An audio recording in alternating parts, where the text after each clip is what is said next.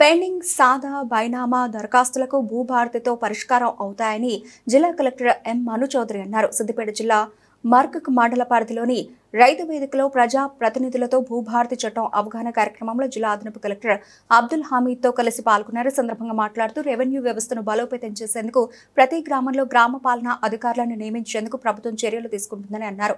మనిషికి ఆధార్ కార్డు లాగా భూమికి భూదారు సంఖ్య కేటాయింపు ప్రణాళిక చేస్తుందని, దీని ద్వారా భూ ఆక్రమణలకు చెక్ పెట్టవచ్చని అన్నారు.